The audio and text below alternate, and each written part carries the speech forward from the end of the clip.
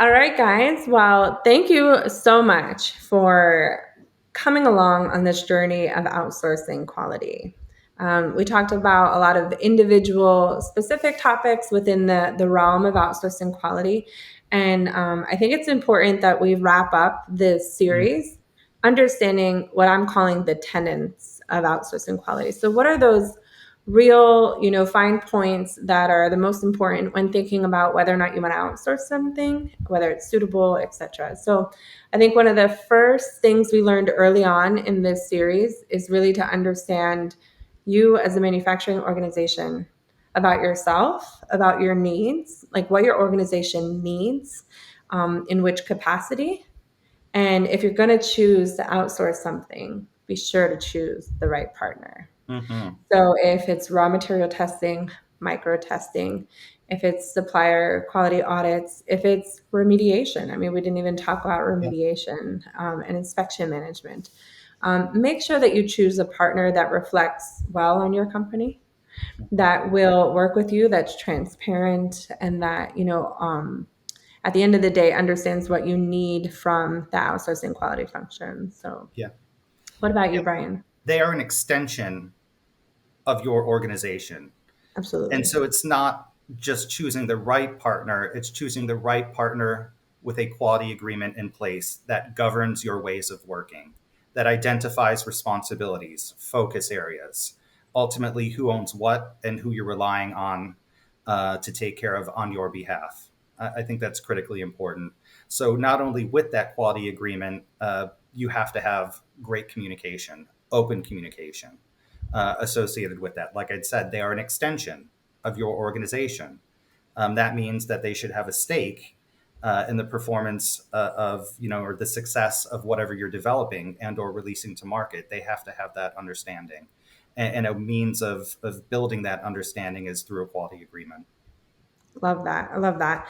Mm. So, I think I learned not only is the quality agreement non-negotiable, Right. but that quality agreement, I guess you could also say it's a living document. Yeah. It needs to improve. It's not a one and done thing. It needs to evolve in the way that your relationship with that outsourcing vendor evolves as well. Yeah. So, Absolutely. And to your point, yeah, they're living documents. They're subject to review.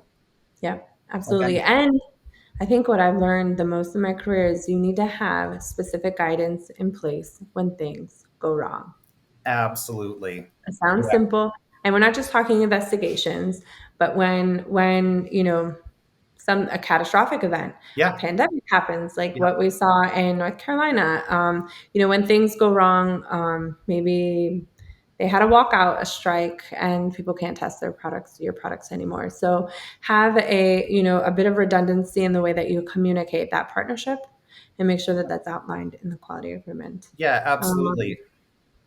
what and else? and it's not good enough just to have the quality agreement in place. You've got to go where that product or service is being produced, Absolutely. manufactured, or provided.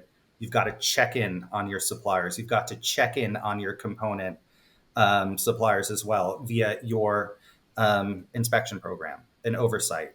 So that you are visible. Like I'd said, they're an extension of your organization.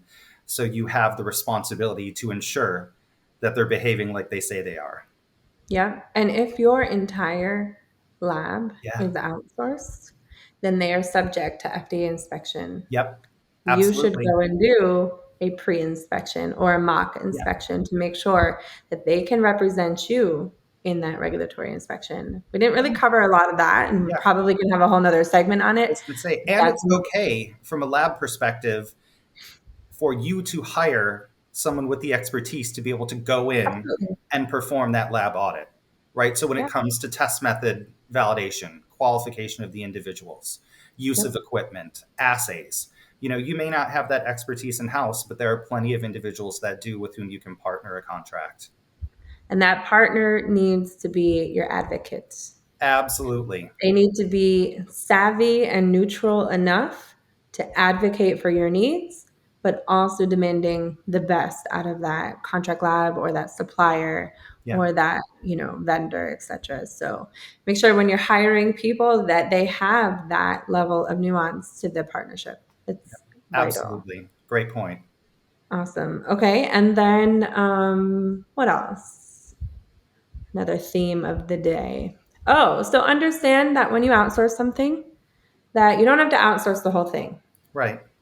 That there can be times in which certain aspects of outsourcing is appropriate to get you where you need to get to.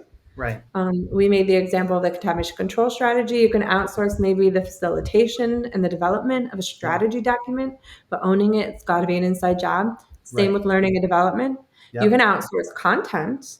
You can outsource complex software development or virtual reality, but ownership needs to be an inside job. Again, like it just needs Absolutely. to be part of your culture as a company, and you need to own that as well.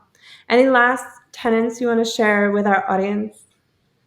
Mr. Brian Patterson. No, I think you know what we covered all of Covered? them. Yeah, I think those 4 to 5 different sort of tenets that govern or overlay what we choose to outsource and the cost benefit analysis of when it may make sense to do that versus when ultimately you decide to bring things in house is is critically important.